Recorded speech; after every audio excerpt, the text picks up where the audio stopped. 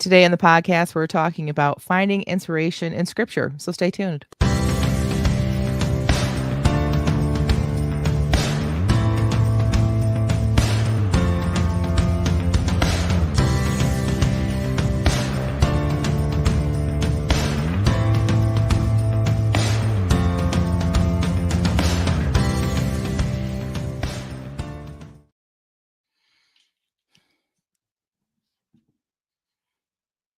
Uh-oh. Welcome to the Christian Indie Writer. Oh, Jamie, you're glitching. Welcome to the Christian Indie Writers podcast, where we inform, encourage, and support Christian indie writers on their journey toward publication. I'm Jennifer Carl Tong, and I write historical Christian romance. I'm Christina Catan, and I write Christian fantasy. I'm Jamie Hirschberger, and I write short fiction under the pen name J.R. Nichols, and hopefully I will not continue to glitch. Welcome, everybody. We already have Purpose Behind the Pen. Good morning. And S.L. Perrin in our chat. Good morning. We just love it when folks are able to watch our live broadcast at 10 a.m. Eastern. If you are able to do so, join our live chat. We have great information, encouragement, and support for you from behind the microphones, but also we've noticed that our community is able to give each other that same thing in our chat. Connections have been made, friendships have been formed, and we're really happy about that.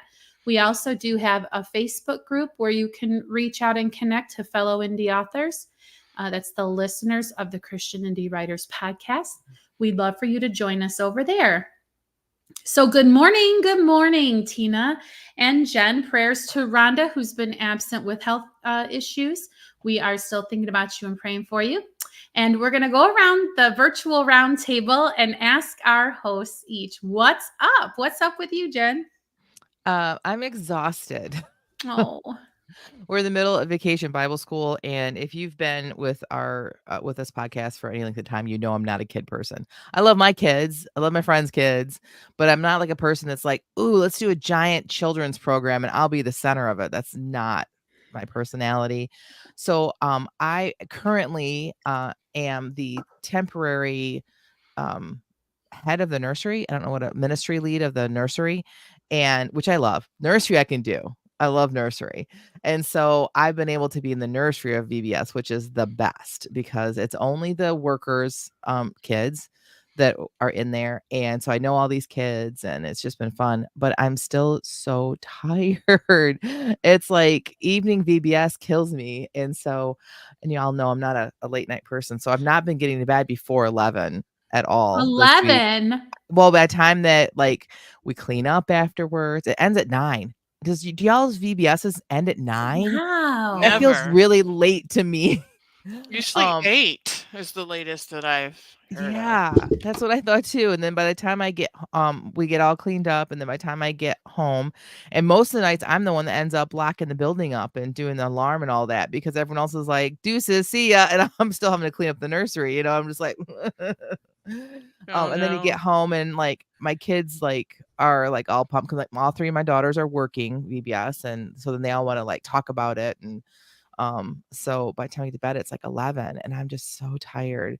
And the worst part about it is that, you know, we do Saturday night church. It's a church plant and we're doing things differently, and so I don't get to go to bed tomorrow night early, and then I do Sunday night. But the problem is that Monday morning I leave to chaperone a teen retreat for the whole week. So like I'm already crying. I'm already crying about how tired I'm going to be by next weekend. But that's my whole life is right now is like figuring out how to get laundry done and be ready to do this. I'm excited. The teen retreat's the best. And I love our teenagers, but I'm just old. I mean, like old. You're not that old. I went to a leadership retreat in May. You guys might recall that. And there was a gentleman that got up and spoke about something else, but he had mentioned that he had just retired from youth ministry. He was an older dude too. And I leaned over to our pastor and I said, "How old do you think he is?" And he's like, "Oh, I don't know, early 70s." And I said, "Okay." He's like, "Why?" And I said, "Because I'm just trying to figure out how long I get to do this before they kick me out of it." But I'm feeling it this week, man. Woo, feeling it. What's up with you, Jamie? Well, I just want to say that wisdom and, you know, being that sage person in the body of Christ and in your local church comes with a price, and you've Yes. paid it. So, I mean, if you want to have the trade-off for being quote unquote old, there you go. You get to Okay. be the wizened sage. How's that? We'll see. I don't know if they see me that way, but The Bible says gray hair is a sign of wisdom. oh. Ooh, look how wise I am. I know, right? That's wonderful. I love that. What's up with me? It's so funny. I've been thinking all morning, what am I going to share from my what's up? And so I thought, I will share this fun little thing I learned from social media. And then I just went to go and like quasi fact check myself, and it failed. So I'm just going to Oh no. story. And then too bad Cindy's not on here because she could possibly correct me. Well, this woman, she was showing us a bunch of rocks that she had in her garden that had been stacked cleverly to kind of make, a border or whatever. Mhm. And she's like, but let me tell you where these rocks come from. She's like, picture it, not like Sicily, 1930s. Mhm. Picture it, New England farmers, way back once upon a time. They work all summer to like clear their land. That means they're digging out these rocks and they're getting everything ready to plant, right? Mhm. The seasons come by, and somehow miraculously rocks are just there where they just spent the whole like previous season clearing the land. And what she said was that they would call these devil's potatoes. Now, she said that obviously there's a geological reason. The earth, Mhm. mantles or whatever, they're all shifting and maneuvering and pushing the rocks up. But Mhm. it's so frustrating for the farmers to encounter these because rocks are no joke. You know what I mean? Mhm. Like digging them out and moving them. And imagine before there were mechanical means to move these bad boys. And she's like, look, here's my yard, for example. And she showed that some of these rocks are starting to push up and mess up her pretty lawn. And she's Oh, like, mhm. I can't even imagine how you would feel if you literally had to plant food to feed your family and here these rocks are showing up. Like, does God hate me or what? Right. But Mhm. then when I went today just to kind of like fact check this, the only thing I could find about devil's potato is a flower. Oh. So I want to know if New Englanders really do call these devil's potatoes, or if this one woman was just like, she stop to how you want to say. Right. You're right. It could have been like her grandparents, what her grandparents called them as devil's potatoes. Mhm. Or because like there's a lot of things that I'm sure that like we say in my family that are just because that's what my family says.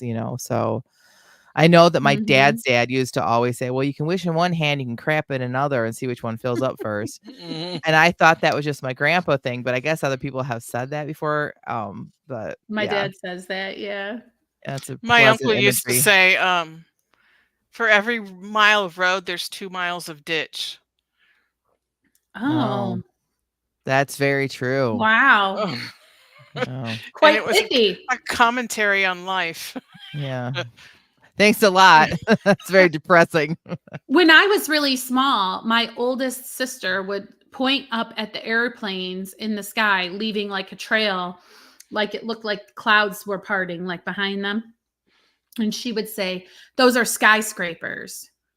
Oh, And a skyscraper is obviously a building, right? right. But because Mhm. she called them skyscrapers for the longest time, like I did. Right. So that would be like an example. I So think I've in our shared this yeah. before, just real quick. So when I was growing up, I lived on a main road, like in a small communities, but it was like the main road.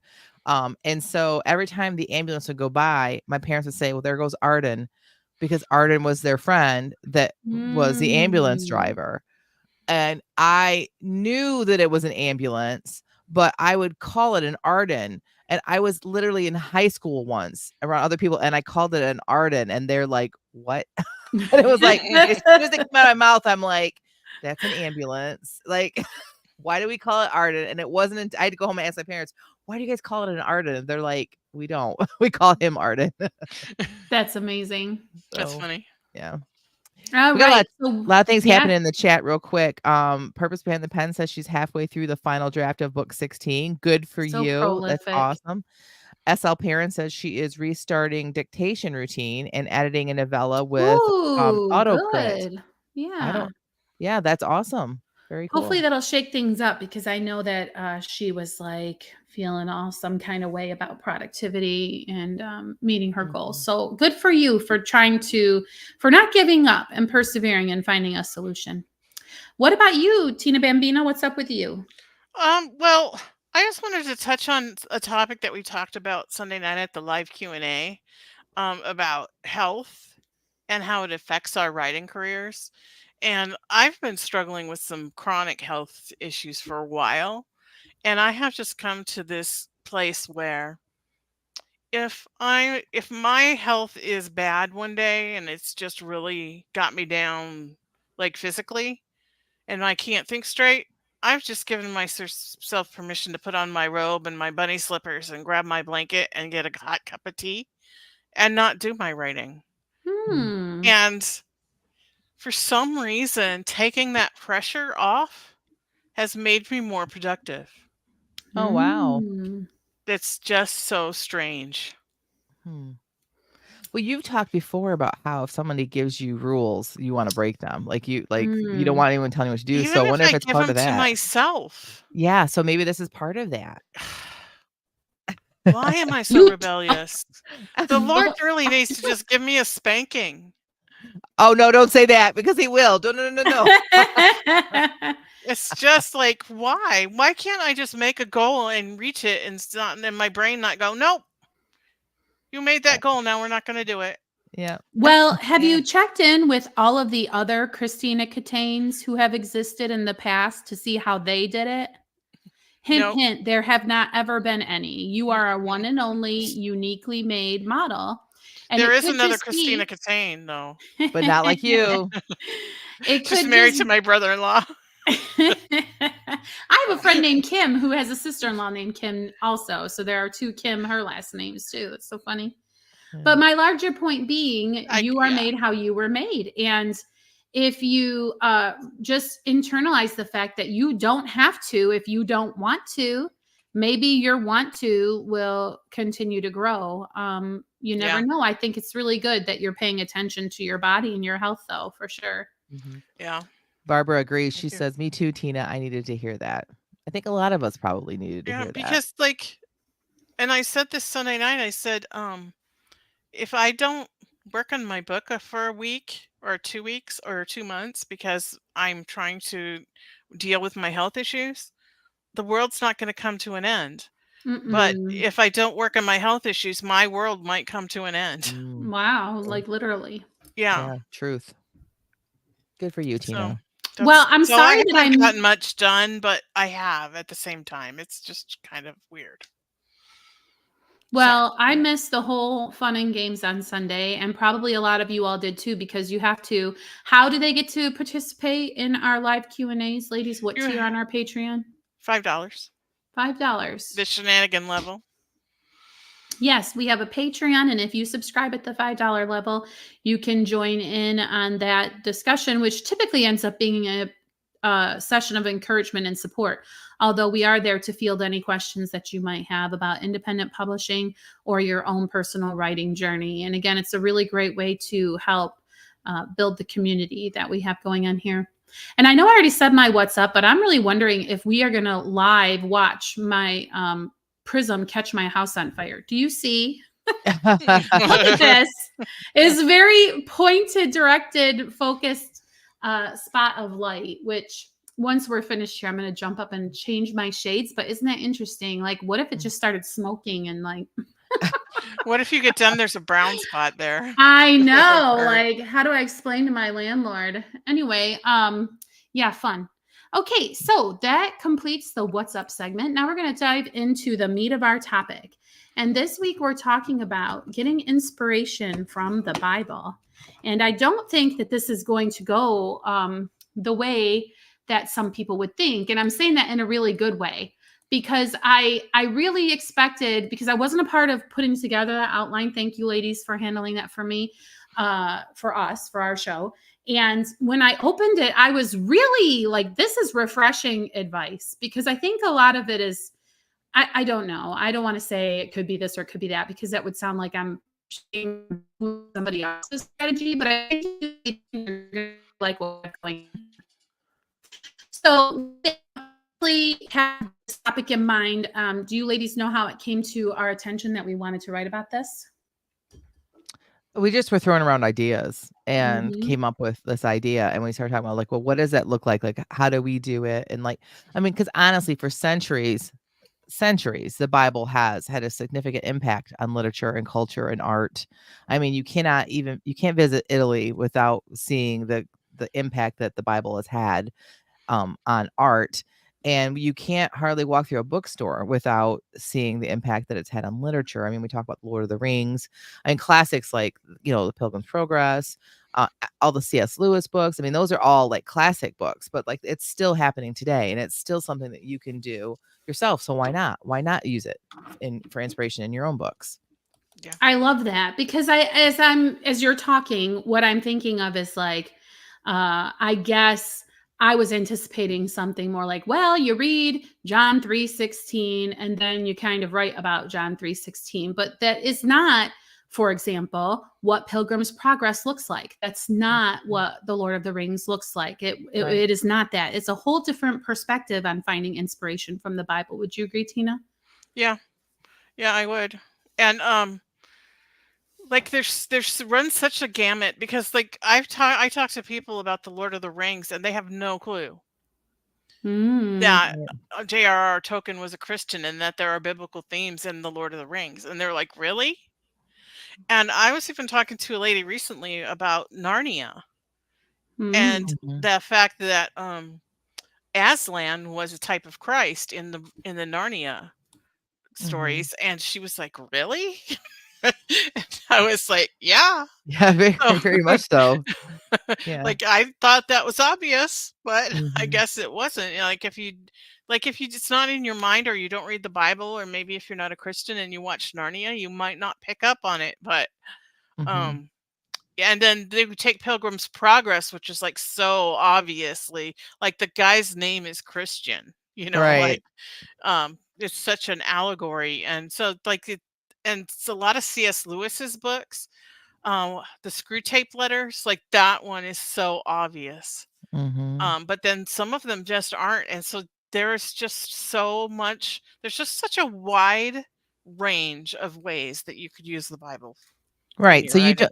So even if you don't write, if you could be a Christian and not write Christian books per se, you can still use this idea and you can still take the Bible and use it as inspiration for different things. So let's just kick it off with characters and archetypes. You kind of touched on that a little bit with Aslan, but take biblical you can take the Bible and use it to help you craft your characters, or just straight up have archetypes, like make your characters specifically like a Jesus archetype or a David archetype. Tina, you had like an example from Tuscaloosa that you're Yeah. because biblical fiction is obvious. Like there's biblical people that write biblical fiction. That's completely obvious, right? And so let's Mhm. start there with the obvious. Right, Tosca is one of my favorite writers, and she wrote a book called Hava, which Mhm. is um, a story told from the point of view of Eve after the fall.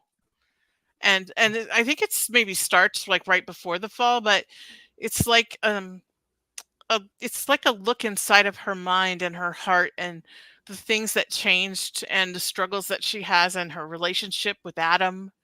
Mhm. It was really well done. Mhm. And she wrote Iscariot, which was the whole 3 years of Jesus' ministry from the point of view of Judas Iscariot. And then she wrote Demon, a memoir, which is like the whole story of from before creation all the way through the entire gospel from the point of Mhm. view of a demon. Mhm. And so it's really well done, and it's a really good example of how you can take a biblical story and create a piece of fiction out of it. Mhm. Yep. So Yeah, you go ahead. in my high school, we had a whole class. It was called The Bible as Literature, and it was not considered a religion class. It was really studying the Bible as far as how it's put together and the stories that are in it, etc. And it did focus on things like these different characters that we're talking about. And Mhm. so I you took can that do same class in high school. there you go.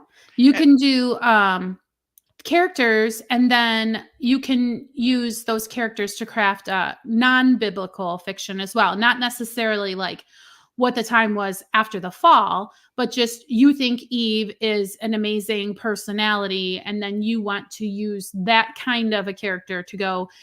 She's not as well developed as a character like Abigail, for example, who saved her household from slaughter because, her husband disrespected David, and she went and apologized and made up. So you might be inspired by that character, right? To go and write a story that is not about the Bible.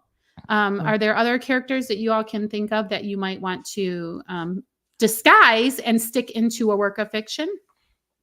Yeah, I think that using it in non-biblical fiction is probably the most, that's what I would use because I don't write biblical fiction. So I think that like those of us that don't write biblical fiction can still get inspiration from the characters. Like I think that, like you could look at the character of David and his character arc, and how he started off as, very humble and very, you know, like just a man after God's own heart, and then how sin still crept into his life, but then how his arc comes back to a redemption period. Like you could write a character like that. So you're not writing David's story, but you can take David's character and use inspiration from it to write your character. And I really like the idea of Rahab, Yeah. like who started out as like this prostitute, and then she had such a redemption arc that she ends up in the genealogy of Christ in the first chapter of Matthew. Like that is a redemption arc. And I would love to play around with a character that has that kind of redemption arc. Mm-hmm.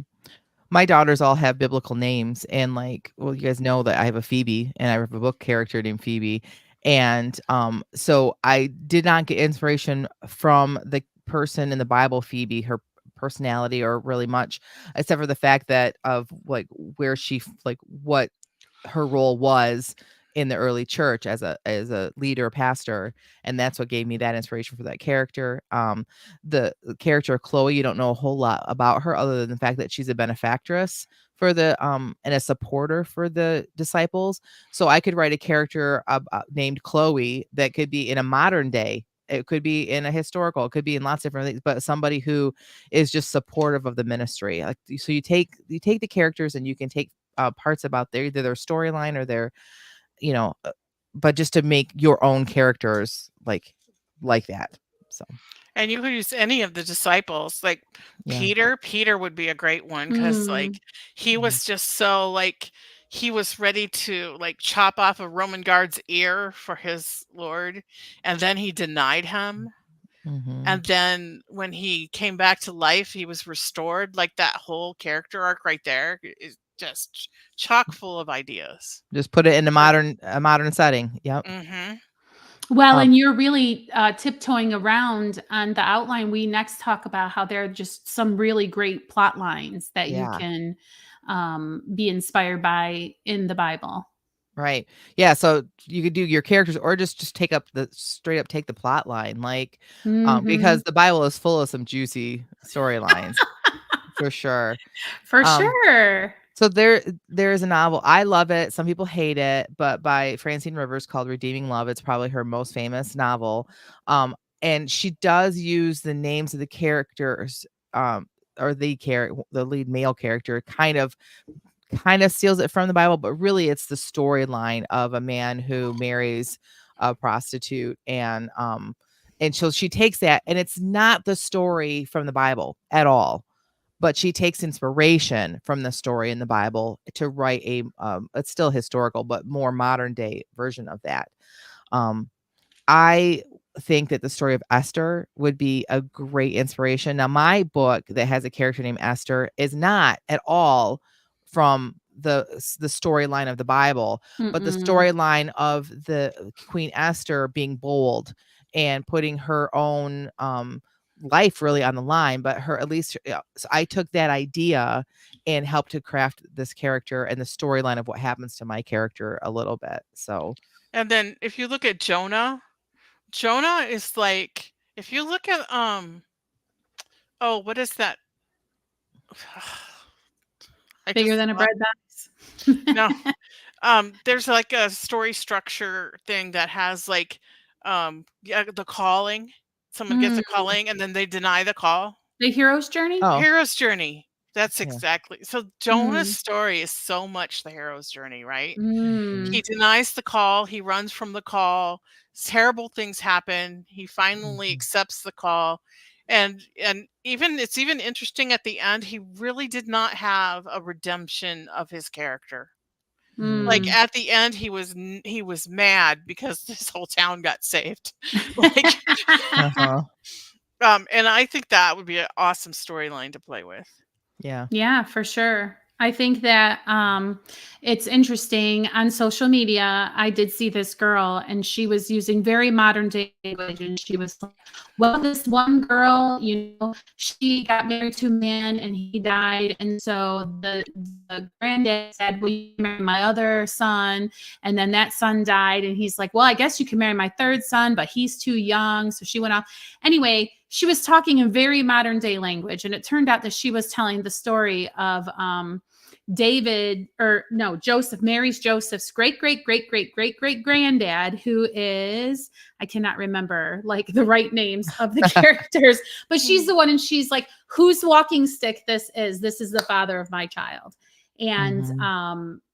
basically, called him out for his wrongdoings. I mean, very juicy, very scandalous, very full of intrigue and deceit, and calling people out. And so you Mhm. can find all kinds of plot lines like that in the Bible if you know where to look.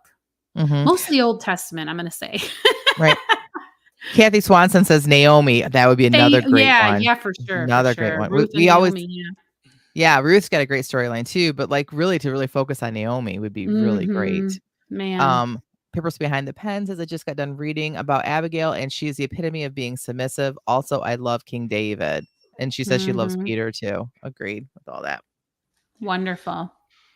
Okay, so we have discussed characters, archetypes, and plot lines, and we hinted a little bit at some character arcs, right? Right. And so there are some others in the Bible who have wonderful character arcs that you could follow along. We talked about Jonah, a little bit about the disciples, right?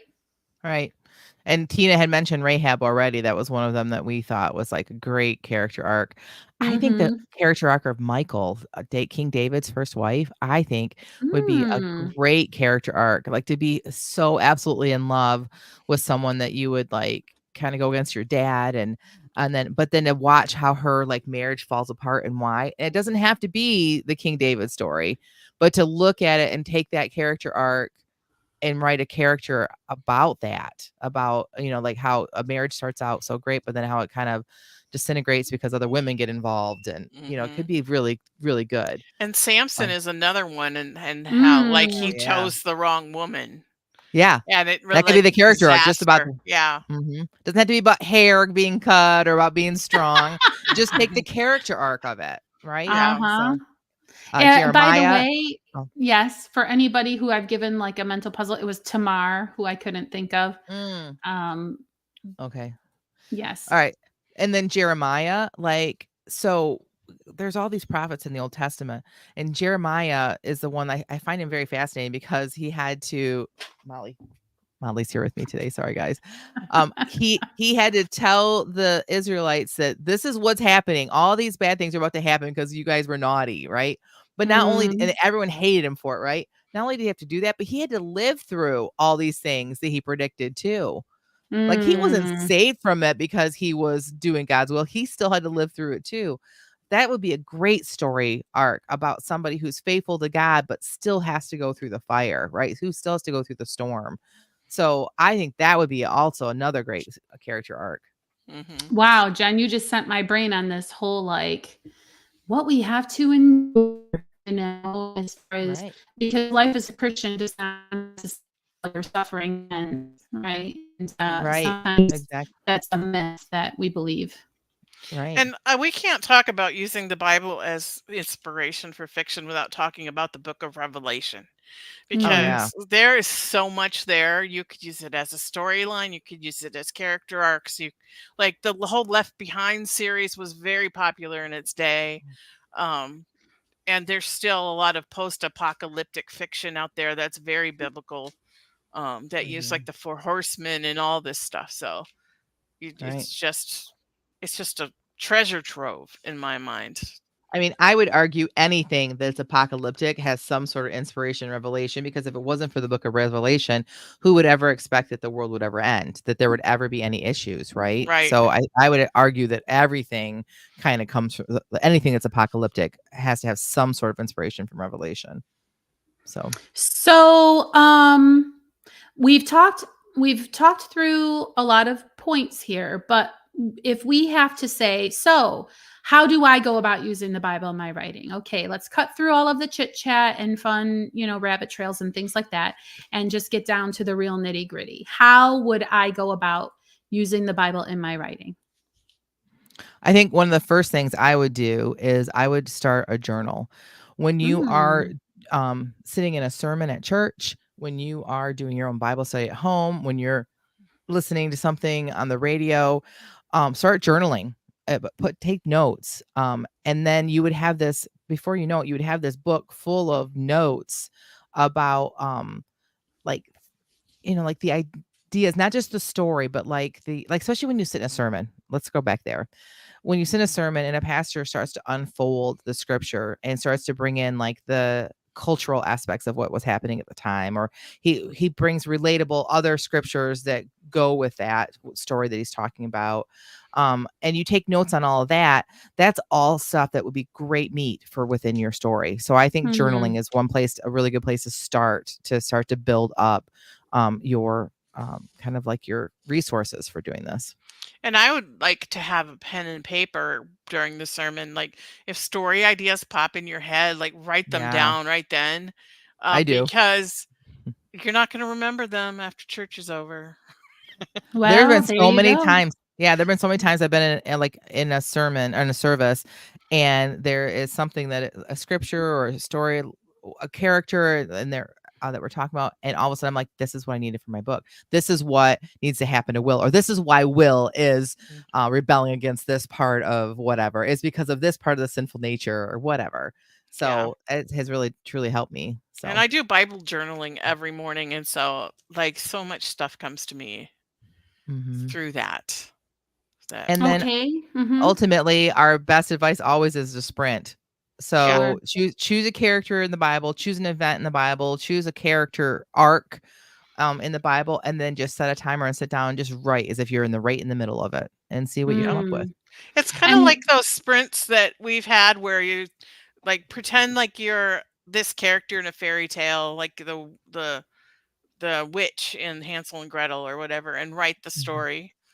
I think Mhm. we've done that in a writing group I was in once. And so it's kind of a similar thing. Like pretend that you're there with whoever is in the story and just write what your point of view is. So, Mhm. And if you can't get yourself there, Jen's tried and true what if list is also a Oh great yeah. thing to do during a sprint. So if you set your timer for 15 minutes and just start writing, what if this, what if that, what if this, what if that, based on your biblical prompt, you will find that you've gotten yourself somewhere before you know it. And then you might stop your what if list to just keep writing because you've done inspired yourself. mhm. Mhm. Like, what if you were one of the guards outside of Jesus' tomb? Mm. Mm. Yeah, You I could love write a that. whole book about that. And I have to give credit where credit is due. I got that from KM Wyland. Mm. She's the one that introduced to me what ifs. But yeah, it's one of my it's very important part of my writing process. So Great. uh Purpose Behind the Pen says Ezekiel is one of my favorite prophets. God told him not to cry when his wife died, and Ezekiel obeyed. Ooh, yeah, rough, That'd be huh? tough. Yeah. So, all right. All right. So have we got everything off of our mind about I said biblical inspiration? Jen, do you have a bump it back there? One of those little hair tools to make your no, it's just my hair today. You guys, I'm just having a day. Your hair is always beautiful, It Jen. is Oh, always beautiful. thank you. Thank you. I appreciate that. It just was bothered. I just kept seeing this spot, but anyway, it's You're Speaking just of the hair. only spots, one. it I looks know. like my house is not going to catch on fire because my little focused light of Oh, good. ray of light has gone. So yay. All right. That's good And news. what a transition. What a transition. We're professionals here. We're going into the next segment of our podcast. And it is time to feed our backs. What? Give feedback to one another about what you ask about our writing sprint. Speaking of sprinting, we spend 15 minutes before every podcast and we write to a prompt that has been assigned to us at the time that we do our outline. And if you take this same challenge and you set a timer for 15 minutes and you write to the sprint and then the sprint prompt, and then you feel like sharing, head over to our Facebook and share it. And if you don't want to share, just head over to the Facebook group and say, hey, I did a writing sprint today, so that we can celebrate with you.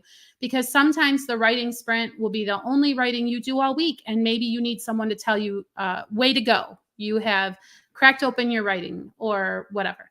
So anyway, without further ado, Jen, what was the prompt for this week and what did you write? The prompt for this week was a sentence because it's the second week of the month. And the sentence was, as the rental car, we put /wagon in case you want to do historical, but as the rental car rolled to a stop on the dark road, her fear increased by the moment. And I did, where's my writing? Okay. Uh-oh. I did not do the prompt at all. Not at all. Waved at it on the way by. Not even that. Like I just You saw it in the rearview mirror. Yeah. I sat here for 2 minutes and I prayed and I'm just like, no, my mind's over here. I'm just going to do it. So I'm continuing what I started last week. So sorry everybody for breaking the rules, but That's yay. all right. The point is Yeah. to get you writing, which you did. I did. So, and I still did not get to the point I wanted. 2 weeks worth of writing on this, and I still didn't get to the point. Okay. I wasn't trying to sneak around. I thought you heard Riddick and me coming up behind you. As if in agreement with his master, the dark brown Morgan nodded his head and whinnied. Well, I didn't hear you, and I'll thank you very much to make your presence known when you come creeping behind a person. Something that resembled a smirk twitched at the corner of Shane's mouth. Although he didn't laugh, she had the distinct feeling that she had done something that had humored him, and for some reason it infuriated her. Is there something you needed, sir? She huffed at him. The smirk continued to twitch as he shook his head. No, ma'am, but I do have something you need. Shane turned his back to her and began rummaging through the saddlebag attached to Riddick's saddle and pulled out a jar made of dark brown glass.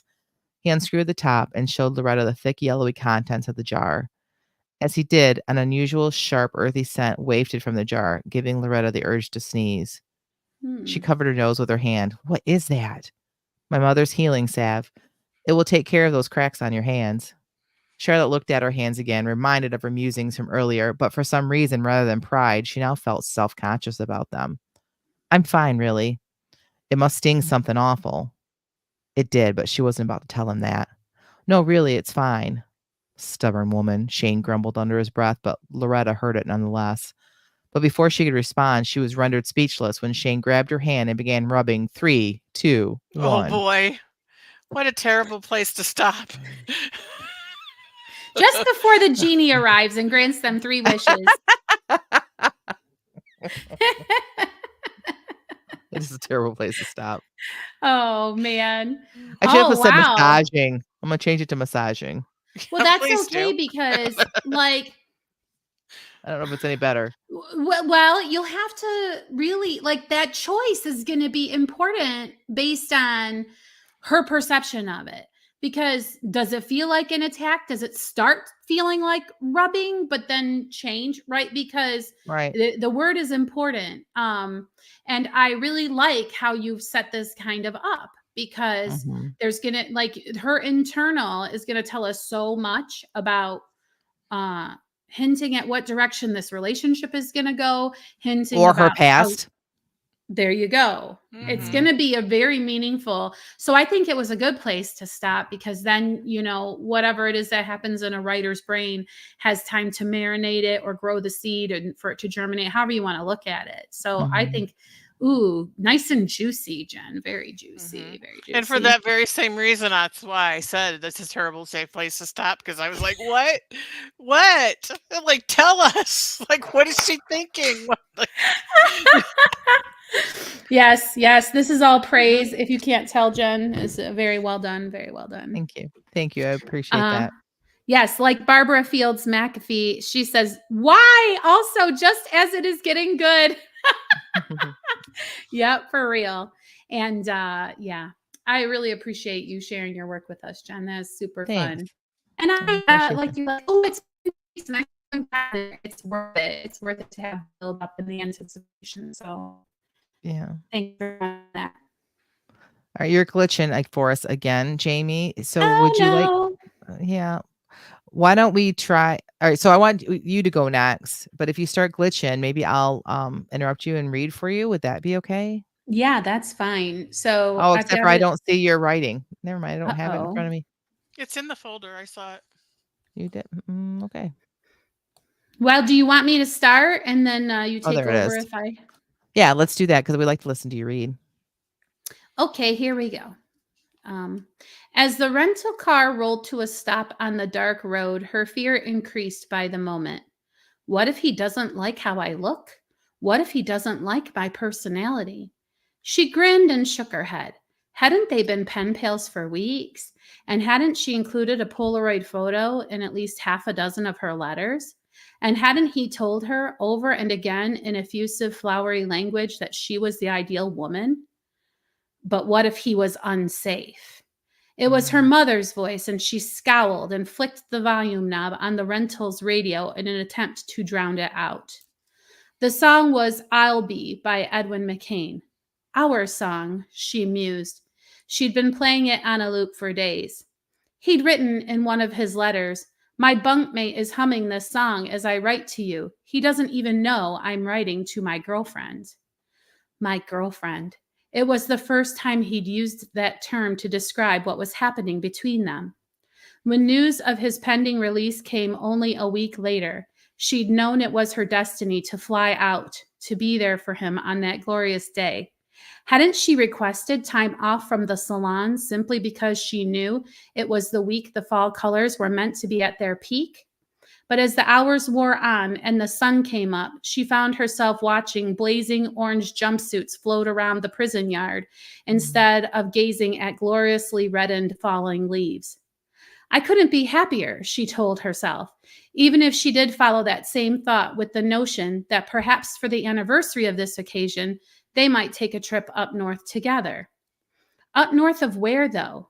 Would he come back with her to the life in the cooler to life in the would he come back with her to her life in the cooler climate? Would he figure out a way to strike an accord with her mother? Would he come to church with her? Her brow furrowed. What did she know of his connections to this part of the world? As she scoured her mind for some memory of his mentioning kin or community, she regretted not succumbing to the impulse of bringing his letters along. If she had them, she might be able to garner a clue. She jumped as the alarm on her phone sounded, then laughed at the nervy reaction. It was almost time. She maneuvered her car into a spot designated for people on this particular mission, whispered a prayer, and held her breath. No, why did you end there? Not only did you end there, but I think this is a complete story for you and you don't see anything more beyond it, which is killing me. I knew it. Oh, You I weren't I by knew any stopped with a chance. minute left. I know it. You weren't by any chance watching Love After Lockup. So funny. I was not, but I did get inspired by somebody posting that they had seen somebody else posting how this is how they're finding relationships now. They're just showing up on release day for guys and giving the guys a ride, and then from there hoping it's going to be happily ever after. And so I think that's what was going on in my head when I saw this prompt. It just barfed out of me. So Wow. So I love the whole weaving of the fall colors, but yeah, instead she's looking at orange jumpsuits. That was well done. I loved thanks. that. And I loved how we don't even know that he's in prison until we're like probably 2/3 of the way through. And then I was like, oh, okay. I'm thinking, oh, Mhm. Monkmate, okay, he's in the military. And then like release date, Hmm. oh, not military. Yeah, when she said bunkmate, I had pictured like a Navy ship. Like Yeah, something. Ooh. Yeah. Yeah, I yeah. love it. Yeah. Hooray! Funny that you say "ooh" because so does Barbara. She says "ooh," and Thanks, purpose Barbara. behind the pen says very suspenseful. I love it. Oh, So, thank you. Yeah. yeah. Always well Yeah, done. thank you. I did not have a good feeling about the future of this couple, but it was a sprint. Yeah. Like she is like so clueless. Oh Yeah, my I goodness. don't yeah, I don't have a good feeling about it either. That's what I wanna know the rest of it. I wanna know what happens with her. I feel like that this is the journey for her isn't even about this guy. The guy is the catalyst to start her journey, but that there's a Mhm. whole 'nother journey ahead of her, which is Yeah. very cool. Yeah. Yeah. Some of Mm. us are more isn't there a scripture that says, I send you out wise as serpent and innocent as doves? And I think a lot of us start out a little too innocent and we Mm, don't have the wisdom of a serpent that we need to really, you develop it over time. yeah. And this is her Mhm. journey. So I'm glad you caught on to that. Okay, awesome. One more thing I love about this too was the Polaroid mention, which made me think because you're so good about telling us what the time period is without telling us. And originally, it made me think that it was in the past before we would have had social media and stuff. But now, like now that we're at the end, I realize no, that was just another hint that he was in prison because they're not allowed to. All you can get is letters with pictures in it. So well done. Yeah. Thank you. I appreciate that. Yeah. Yeah. Okay. So, Bambina, what did you write with this prompt? Well, it took me a minute to get into it because I was like very unhappy with this sentence and all the telling that it. I was like, that's Yeah, I didn't like the telling. sentence either. Yeah. But I went with it. I'm like, okay, I get forgiven for this one sentence of telling because I didn't write that. So here we go. As the rental car rolled to a stop on the dark road, her fear increased by the moment. She felt her heart pounding in her throat and her mind refused to focus. She took a deep breath, looked in the rearview mirror, and not seeing any other vehicles, quickly exited the car and ran to the opposite side of the road. How far back had that house been? Should she go back that Mm, way or go forward? What would he expect her to do? Another deep breath. Think, girl, she mumbled to herself. The first thing she needed to do was get off the road. She wasn't sure if it was fortunate that it was summer and the midnight sun shimmered behind orange clouds just above the mountains, or if it were unfortunate because this long straight road allowed a driver to see for miles ahead, even in the wee hours of the night. mm, Spotting a game trail, she hurried into the trees, praying there were no moose in her way. Once in the cover of the trees, she breathed a little easier. At least she couldn't be seen from the road, but her car would, and any intelligent person could deduce where she might have gone. She'd have to leave the trail, venture into the trees. She looked down at her feet. These cute little pumps. I wrote bumps. These cute little pumps she'd bought outside last summer weren't going to do it. Stupid, stupid, stupid, she muttered. She ventured back out of the trees, looking back down the park's highway and still not seeing any vehicles. She ran across the street, popping the trunk with her key fob and diving for her hiking boots and Patagonia jacket. She kicked off the pumps and quickly shoved her feet into her boots, glancing back down the highway every few seconds. Just as she threw her pumps in the trunk, she saw a glimmer far down the road, the sun hitting a windshield. Did she dare run back across the highway in plain sight of God and all creation? She ran down the embankment and sprinted for the trees, praying she wouldn't trip on the laces of her boots. As she reached the tree line, she recognized the rhubarb like stalks of Devil's Club carpeting the forest floor between the trees. But she didn't hesitate. It would hurt, but it was better than dead, and perhaps it would deter her pursuer. She had no idea what lay ahead of her, except the mighty Susitna and lots of occasions to die. But still she ran, not daring to stop and look behind. Lots of occasions to die. What an amazing turn of phrase. yes. Thanks. I loved all the description that tells us that we are in Alaska without telling us that Mhm. we are in Alaska. Like, I Agree. loved everything about it. I love how the flora and just the ti that time of year with where the sun would be and what it would be like, and even though it's late and, like, I just love every single bit of that stuff. Yeah.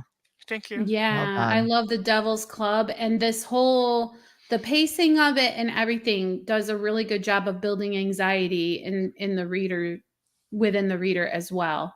The right sentence lengths, the right internal thoughts, her concern about tripping over her laces.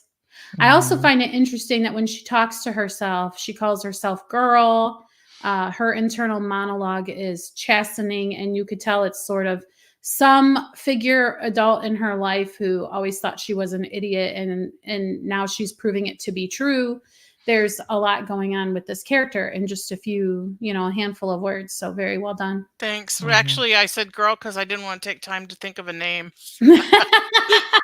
But thank you for that tidbit, guys. Now I can think about that. Yeah, it's interesting. Really cool how sprints, we make these choices during a sprint, right? Mhm. Yeah. That's And Jamie awesome. just made my character way deeper than I Yes, even thought about. that's the beauty of art. Barbara Mm. says moose, and isn't It is it isn't scariest thing. I know. actually a moose is the scariest thing in the forest in Mhm. Alaska because a bear will run from you and a moose will stomp you to death. Mhm. They're I huge. couldn't believe how big they were, Jen. Like the first time I saw one, Mhm. like in a video. I have not seen one in Yeah. real life, but they're gigantic. And the stupid Mhm. tourists like want to get pictures with them and they feed them carrots, which is against the law because moose are persnickety and the next tourist who doesn't have a carrot is probably going to get stomped because they're going to be mad that they don't have a Mm. Wow. carrot. Yeah. Moose are very dangerous. Hmm. Mhm. Oh, She she said she says, says, "No, she is in trouble if facing a moose is better," is what she meant. Yeah. Oh, I ah. Yeah. see. I see. Yeah. Mhm. Yeah, and like your mind wants to fill in this whole backstory of what just happened. Like in my Yeah. Mhm. mind, this is like a day gone wrong, but we don't know. So it's really cool that you're just plopped right in the middle of the scene. And the sad part is that most women can fill in the blanks. That's the sad part. Hmm. Mm. Yeah. Mm. Yeah. It's like this idea that the monster behind is much worse than the monster ahead. Like that Hmm. whole dichotomy kind of thing. All right. Well, I really appreciate everybody listening to our sprints and offering the feedback. Thank you. Thank you. Again, share your sprint in the Facebook group. It's time to move on to the final segment, which is what's next? What's next for all of us? Jen, what's next for you? You hinted a little in your what's up. Yeah, I'm gone all next week, so there'll be no authorshiping at all next week. So I won't even be in the podcast next week. So I will see you guys in 2 weeks. See you. Have fun. What about you? Thanks. Oh, well, I guess I'll say what's next for me. I do not have any idea. Like writerly wise, I don't know. I will tell you that writing for the podcast has been like, gosh, I like doing this. Which is great. And also, as I'm not writing, my book is really going through a good marinade developing sort of process in my brain, which I love. But no author, what's next for me yet? I'm waiting to see. So hopefully, maybe someday I will have a what's up that says I actually have been working on my book. What about for you, Tina? Well, I'm not going to get to see my granddaughter this weekend Oh. but Jennifer is because she's one of the babies in the nursery at the Yep. VBS. But my daughter just started her new job, and so Monday I get to babysit all day, like from Oh, 8:30 in the morning to like 2:30 in the afternoon. So what a there I will blessing. not be writing on Monday, but and I'm not putting any pressure on myself. If I write, I write. We'll see what happens. All righty. And so, again, we'd love to hear what's next with you. Head over to the Facebook group and let us know. But I think that concludes this episode of the Christian Indie Writers Podcast. So, until next week, may your pen be prolific, may your deadlines be met, and may all of your words honor Christ. Goodbye.